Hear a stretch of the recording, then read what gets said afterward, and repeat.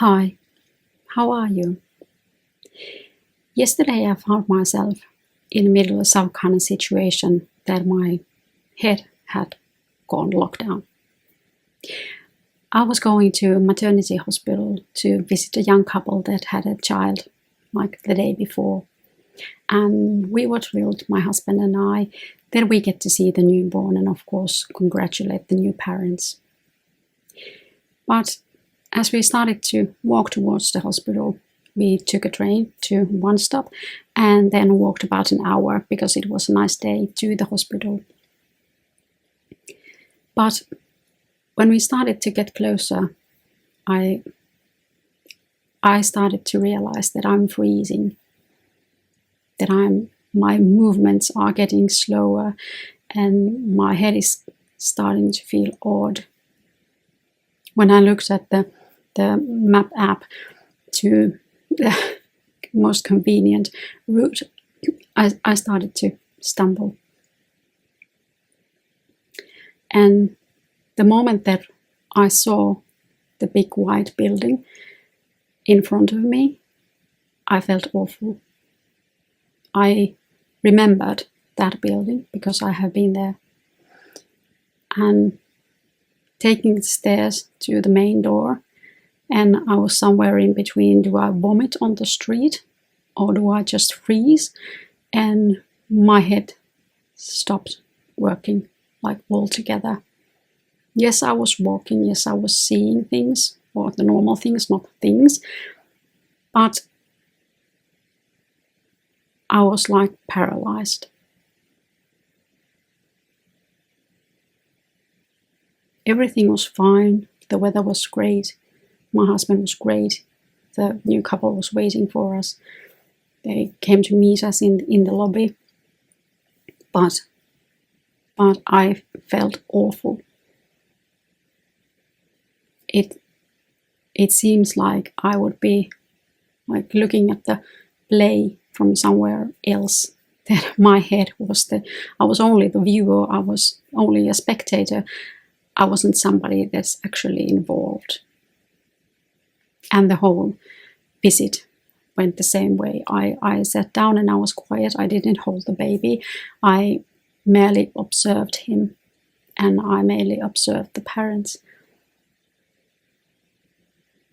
I understood at that moment that I, for instance, or for starters, am acting like inappropriately. I'm not smiling, I'm not talking, I'm not being helpful, I'm not doing anything, I'm just paralyzed. I just sit there like I don't give a damn about the parents or the newborn child. And of course, when we left there, my husband understood that something was wrong with me, but the visit itself was so emotional for him that of course he didn't pay attention much to me, and that's the right way to go. That's not a mistake on his part in anyhow. But when he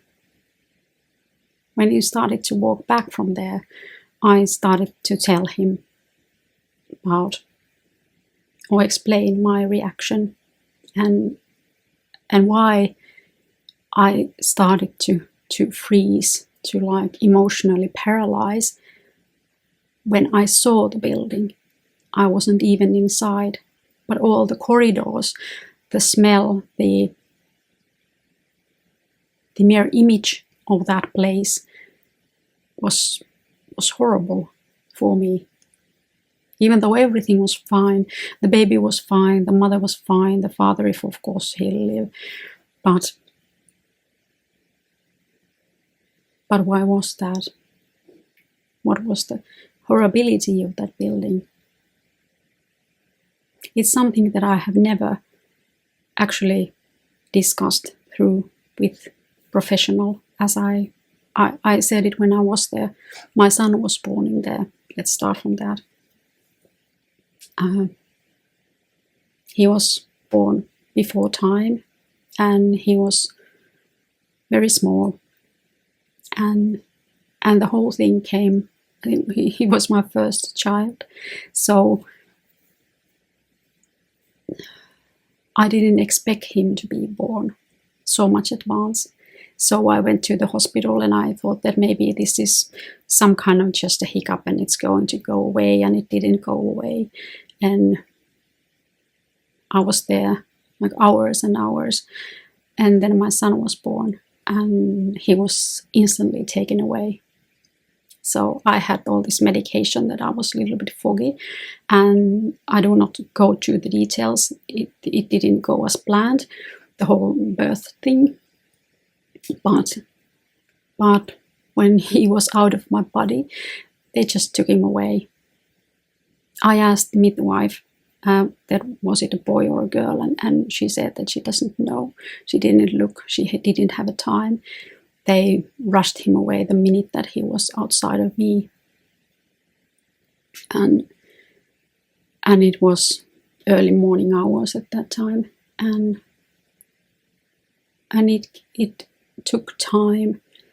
It took like a day or two before I actually knew that the first day was, of course, I was thinking that is he going to live or is he going to die? Is he healthy? And when I found out that it's a son and not a daughter, that was for starters. It didn't matter to me, of course. It doesn't matter, but I was worried if he is going to make it. And the doctors didn't have time.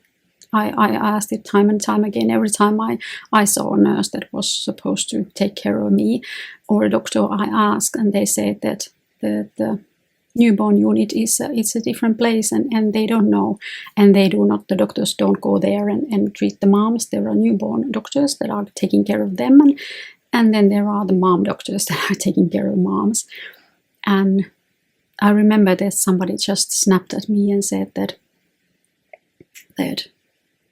there are children that are in worse condition than my son is, and that somehow opened my eyes that I was not a person to them. My son was not a person to them. We were just another patient and somebody that has to be rushed home. But the first 2 days, the hours that I waited to hear if my son is alive, and is he going to make it, I wasn't allowed to go to see him because there were all the babies that were in trouble were in the same unit, and because of this kind of a secrecy thing, we are not allowed to go there. And of course, there is the risk that somebody has some disease, some not even flu or stomach flu or something like that, and that can be the last straw to somebody, to some baby, and they can die because of that. Because we are not professionals, we cannot like scrub our hands, and the more people, the more risk. I understand that, but to me, the maternal instinct in me was fighting. The nature was fighting that I am not supposed to be kept apart from my baby, and is he going to live? And the feeling, the agony, the pain that I felt then. And I was a new mom, I was a hormonal mess, and all that came back. But it came back in a form that I couldn't cry, I couldn't talk, I couldn't like communicate, I couldn't live it. I just felt the crushing pain inside me, and I couldn't deal with that. Not the same moment that we go to see a newborn mom and a newborn baby and a mom and a father. And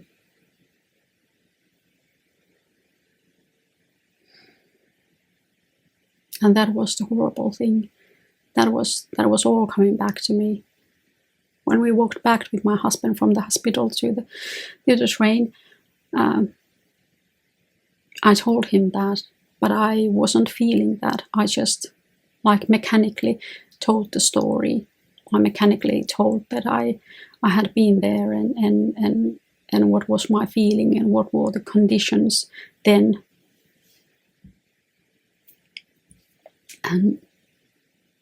And it took hours. We left there about 7 p.m. and then finally when we got home and have been here a couple of hours, and I was lying in my bed and reading a book, then I started to realize that, okay, I can breathe again. That my hand starts to feel like my hands again, and my shoulders relax, and I start to feel my body again. I start to feel like a normal person. And I said to my husband that now I feel it's going over, that it's going away.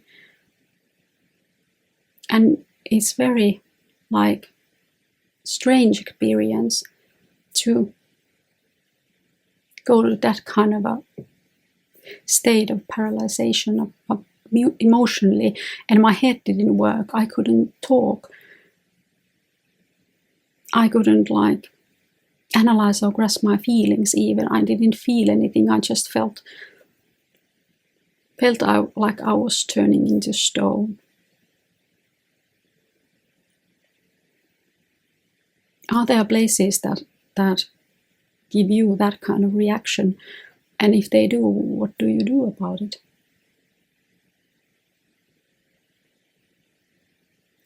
We are going back there again today, and I thought about it early in the morning already, that if the new mother asks, I will go back. I don't see it as a good solution that I don't go back, because that place like is so traumatized or is so paralyzing and it's so unpleasant for me. But I just have to find some way today when we go back to stay as a normal person when I walk in that door, when I see that building, when I walk through the corridors. And of course I have some function in there. I know that. When I got back, I had a million things in my head that I have to say to the new mom and to the new dad, that are trying to take care of the newborn baby, and because it's the first and they don't have the routine, they don't know the way. There are easier ways and not so easy ways, and of course I have taken care of my children, so I have a routine for that, and it may help them, because as I understand, the hospital is overcrowded at this moment, and there are too few nurses, so they don't have time to show them the basic things and help them, but they are left to deal with it by themselves, more or less, and that's not very good.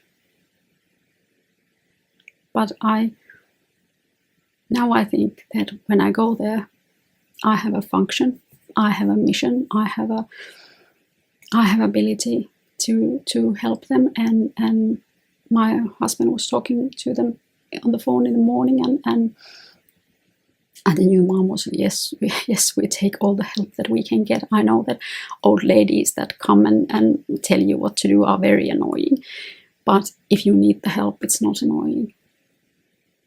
But I try to gather my thoughts and strengthen myself. I have a few hours before we leave, and I'll let you know how it goes when we get back, or tomorrow, if I can film a bit to add to this. And if you have similar kind of places that you know it's hard for you to go into, please write to the comments section below. And foremost, if you have that kind of places, how do you deal with them? How do you bear to go back? How do you break that cycle and start acting normally in those surroundings with the people that don't have anything to do with what happened previously? And of course my son pulled through very, very courageously, and he's almost adult now, and he's healthy, and everything went smoothly, or not so smoothly, but went fine after that, after the first few weeks. But I'll let you know how this goes. But goodbye for now, for today. I'll see you soon. Goodbye.